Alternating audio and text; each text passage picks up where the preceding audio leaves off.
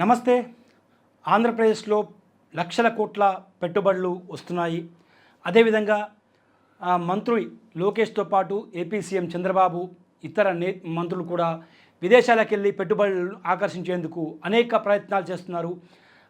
ఆంధ్రప్రదేశ్ అభివృద్ధి పదంలో పారిశ్రామిక రంగంలో దూసుకుపోతుంది. ఇది గత కొంతకాలంగా టీడీపీ కూటమిలోని మంత్రులు నేతలు చెబుతున్నటువంటి మాట.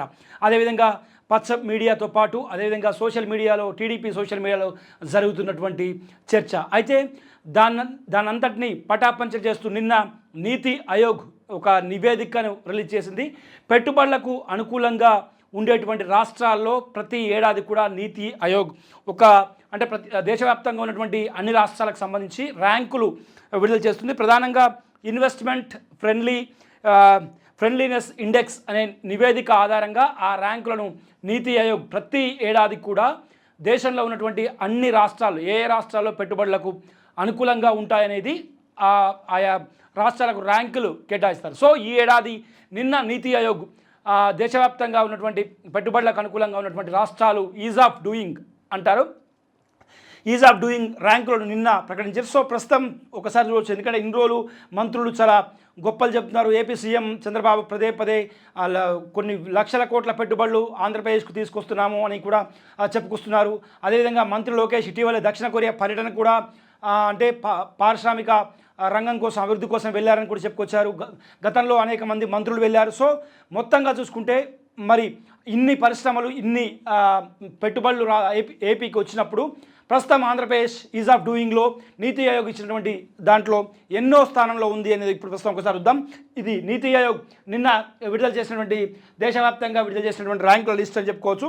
ఇన్వెస్ట్మెంట్ ఫ్రెండ్లీ ఇండెక్స్ నివేదిక ఆధారంగా ఇస్తుంది. నాడు నెంబర్ 1, నేడు నెంబర్ 8 ఈజ్ ఆఫ్ డూయింగ్ బిజినెస్లో ఇది బాబు మార్క్. పరిశ్రమలన్నీ పక్క రాష్ట్రాలకు నీతి ఆయోగ్ సాక్షిగా తేటతెల్లం. పెద్ద ఎత్తున పరిశ్రమలు ఉద్యోగాలంటూ 2 ఏళ్లుగా చేస్తున్న పబ్లిసిటీ స్టంటే. కప్పం కట్టలేక పారిపోతున్న పరిశ్రమలు అంతా విచ్చలవిడి అవినీతి రెడ్ బుక్ రాజకీయం అంటున్న విశ్లేషకులు. రాష్ట్రంలో అచ్చంగా నడుస్తుంది బినామీలకు అడ్డగోలుగా కోట్ల విలువైన ప్రభుత్వ భూములను కట్టబెట్టడమే. బాబు మార్క్ సంపద సృష్టి ఇదే. సో మొత్తంగా చూసుకుంటే నిన్న నీతి ఆయోగ్ విడుదల చేసినటువంటి ఇన్వెస్ట్మెంట్ ఫ్రెండ్లీనెస్ ఇండెక్స్ నివేదిక ఆధారంగా ఆంధ్రప్రదేశ్ రాష్ట్రం 8వ స్థానంలో ఉంది. పెట్టుబడులకు అనుకూలంగా ఉన్నటువంటి రాష్ట్రాలు ఏవైతే ఉంటాయో, పెట్టుబడులు అంటే అనుకూలంగా అంటే మౌలిక సదుపాయాలు కావచ్చు, వ్యాపార వాతావరణం కావచ్చు, అదేవిధంగా వనరులు కావచ్చు, ప్రభుత్వం నుంచి ఇచ్చేటువంటి రాయితీలు, అదేవిధంగా నిబంధనల సడలింపు కావచ్చు, వాళ్ళకు భూముల కేటాయింపు కావచ్చు, దాంతోపాటు ప్రభుత్వ విధానాలు, అదేవిధంగా నియంత్రణ సౌలభ్యం, అదేవిధంగా ఆర్థిక పటిష్టత, పర్యావరణ పరిరక్షణ, ఇవన్నిటిని ఆధారంగా అక్కడ పరిశ్రమలు పెట్టడానికి ఏ రాష్ట్రంలోనైనా కొన్ని కంపెనీలు ముందుకు వస్తుంటాయి. సో ఇవన్నీ బేస్ చేసుకొని నీతి ఆయోగ్ ప్రతి ఇయర్ ర్యాంకులు ఇస్తుంది. సో ప్రస్తుతం అయితే నాడు నెంబర్ 1, నేడు నెంబర్ 8 అంటే నిన్నటి విడుదల చేసినటువంటి ర్యాంకులో ఏపీకి 8వ ర్యాంక్ వచ్చింది. సో చూసుకుందాం, ఒకసారి పూర్తిగా ఇన్డెప్త్కి వెళ్దాం. రాష్ట్రానికి లక్షల కోట్ల పెట్టుబడులు, భారీ పరిశ్రమలు వస్తున్నాయంటూ 2 ఏళ్లుగా ప్రభుత్వ పెద్దలు నమ్మబలికారు. 100 పరిశ్రమలు రప్పించాం, లక్షల మందికి ఉపాధి కల్పించేశాం, ఉద్యోగాలు ఇచ్చేశాం, ఇంకా నిరుద్యోగ వృత్తితో ఏంటా పని, ఏం పని అంటూ దబాయించారు. అయితే సీఎం చంద్రబాబు ఎల్లో మీడియా ప్రచారం, పెట్టుబడుల ఆకర్షణ పేరుతో విదేశీ యాత్రలు, 100 కోట్ల ప్రజాధనం కుమరించి నేషనల్ మీడియాలో భారీ ఎత్తున ప్రకటనలు అంతా బూటకమేనని నీతి ఆయోగ్ నివేదిక సాక్షిగా తేలిపోయింది.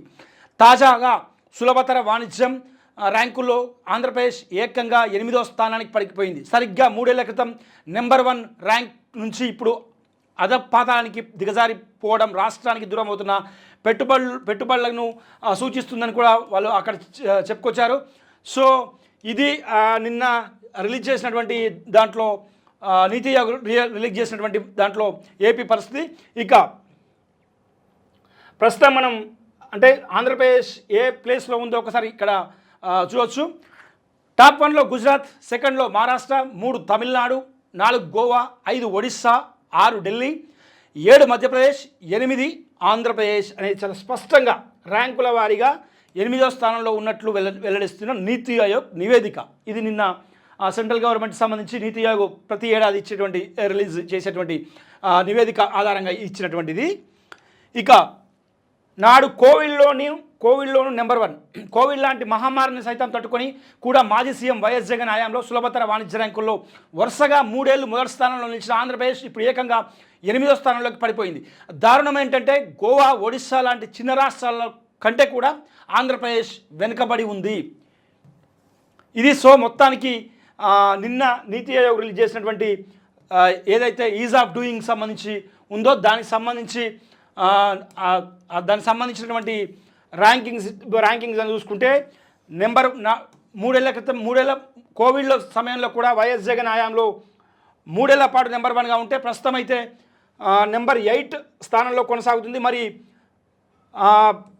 ఏపీ సీఎం చంద్రబాబుతో పాటు మంత్రులు చెబుతున్నటువంటి 7 లక్షల కోట్ల పెట్టుబడులు మరి ఇవన్నీ ఎడిపోయాయనేది కూడా ప్రతిపక్షాలు విమర్శలు చేస్తున్నాయి. సో ఇదే వార్త టీడీపీ అనుకూల మీడియా పత్రికలో వచ్చినటువంటి వార్తను ఈరోజు వార్తే ఏ విధంగా ఉందో చూద్దాం. పెట్టుబడులకు ఏపీ అనుకూలం, పెద్ద రాష్ట్రాల జాబితాలో 6వ స్థానం, టాప్లో గుజరాత్, 10వ స్థానంలో తెలంగాణ.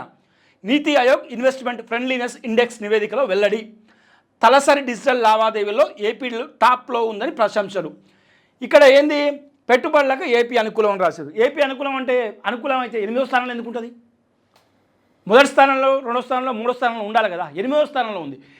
ఇక్కడ అత్యంత తెలివిగా పెద్ద రాష్ట్రాల జాబితా 6వ స్థానం అని రాశారు. అసలు యాక్చువల్లీ ఓవరాల్గా దేశవ్యాప్తంగా ఉన్నటువంటి రాష్ట్రాల్లో నీతి ఆయోగ్ మనకి ఇచ్చినటువంటి ర్యాంకు 8, కానీ పెద్ద రాష్ట్రాల జాబితాలో 6 అని రాశారు. ఎందుకంటే 8 కంటే చిన్న సంఖ్య 6 కదా, 6వ ప్లేస్ అని రాశారు. కానీ 6 కంటే ముందు ఢిల్లీ, గోవా ఈ 2 ఉన్నాయి. ఢిల్లీ ఉంది, గోవా ఉంది, ఒడిశా ఉంది, 3 రాష్ట్రాలు ఉన్నాయి. మరి ఆ 3 రాష్ట్రాలపై ఎందుకు రాయాలి? అంటే ఓవరాల్గా వచ్చినటువంటిది ఇది 8వ స్థానం, కానీ 8వ స్థానం రాయలే. ఇక్కడ కేవలం 6వ స్థానం రాశారు. పెద్ద రాష్ట్రాల జాబితాలో 6వ స్థానం, కానీ ఓవరాల్గా దేశవ్యాప్తంగా ఉన్నటువంటి రాష్ట్రాల్లో 8వ స్థానం వచ్చింది. కానీ అది రాయకుండా 6వ స్థానం రాసి చిన్న సంఖ్య కాబట్టి 6వ స్థానం ఉంది అనుకోవడం ఛాన్స్ ఉంది అని. ఇక టాప్లో గుజరాత్, ఓకే రైట్, బాగానే ఉంది. 10వ స్థానంలో తెలంగాణ టాపిక్ ఎందుకంటే మనకంటే తెలంగాణ వెనుకబడి ఉంది అని రాయడానికి. అంటే ఇక్కడ చాలా చాలా విచిత్రం గమ్మత్తుగా రాశారు. ఇక్కడేమో ఓవరాల్గా చూస్తే మాత్రం 8వ స్థానం ఓవరాల్గా నీతి ఆయోగ్ ఇచ్చినటువంటి ర్యాంకే. ఇది ఎవరో చెప్పేది కాదు, ప్రతిపక్షాలు విమర్శించేది కాదు. నీతి ఆయోగ్ దేశవ్యాప్తంగా ఇచ్చినటువంటి ర్యాంక్స్ ఆధారంగా. కానీ పెద్ద రాష్ట్ర విషయానికి వచ్చేసరికి 6 అని రాశారు. 6వ స్థానం అంటే 2 స్థానాలు తగ్గించి 6 అని రాశారు. పెద్ద రాష్ట్రాల పరంగా 6 కరెక్టే, కానీ దేశవ్యాప్తంగా ఉన్నటువంటి ర్యాంకు 8 కదా, అది కదా రాయాల్సింది. సో ఈ విధంగా ఉంది. మొత్తానికైతే గత కొద్ది రోజులుగా వీళ్ళు చేస్తున్నటువంటి ఏదైతే ఉందో లక్షల పెట్టుబడులు వచ్చాయి. అదేవిధంగా ఇతరత్ర కేవలం పెట్టుబడుల కోసమే విదేశాలకు వెళ్తున్నాము, ఆకర్షిస్తున్నామని ఎవరైతే చెప్తున్నారో అదంతా కూడా ఇప్పుడు ఉట్టిదేనని తెలిపోయింది. గతంలో ఉన్నటువంటి విషయాన్ని కూడా ఇప్పుడు ఈజ్ ఆఫ్ డూయింగ్ బిజినెస్ ఏదైతే నీతి ఆయోగ్ సంబంధించి ఏదైతే ర్యాంక్ ఉందో దానికి సంబంధించి చాలా క్లియర్ కట్గా వాళ్ళు రాయడం జరిగింది. సో మొత్తం మీద చూసుకుంటే మాత్రం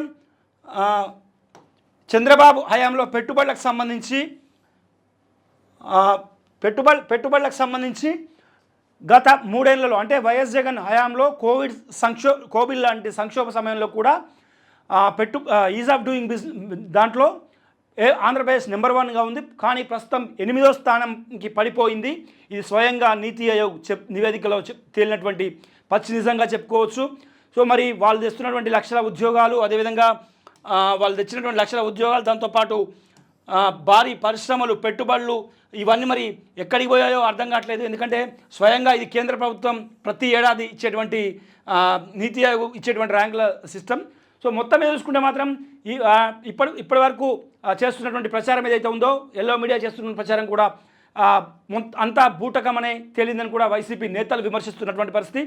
సో రానున్న రోజుల్లో మరి ఇప్పటికే, ఎందుకంటే వీళ్ళు రాసిన దాన్ని బట్టి చూస్తే మాత్రం అంటే కొన్ని పరిశ్రమలు కూడా ఏపీ నుంచి తరలిపోయాయని కూడా చాలా స్పష్టంగా వీళ్ళు రాశారు. ఎందుకంటే బాబు వచ్చిన తర్వాత ఏపీకి గుడ్ బై చెప్పిన కొన్ని కంపెనీలు కోకోకోలా, ఆజాద్ మొబిలిటీ, జూపిటర్, జిన్ఫ్రా, ఐస్పేస్ సాఫ్ట్వేర్ ఇవన్నీ కూడా పక్క రాష్ట్రాలకు తరలిపోయాయని కూడా చెప్పుకొస్తున్నారు. ఇటీవల తమిళనాడుకు సంబంధించి కూడా తమిళనాడులో ఆ, తమిళనాడు విషయానికి వస్తే తమిళనాడు కూడా ఒక పరిశ్రమ తరలిపోవడంతో ఆ, మంత్రి లోకేష్ స్వయంగా కలగజేసుకున్నారు. ఇటీవల అమర్రాజన్ ఫ్యాక్టరీ కూడా తెలంగాణలో బ్రాంచ్ తెలంగాణలో ఓపెన్ చేసింది.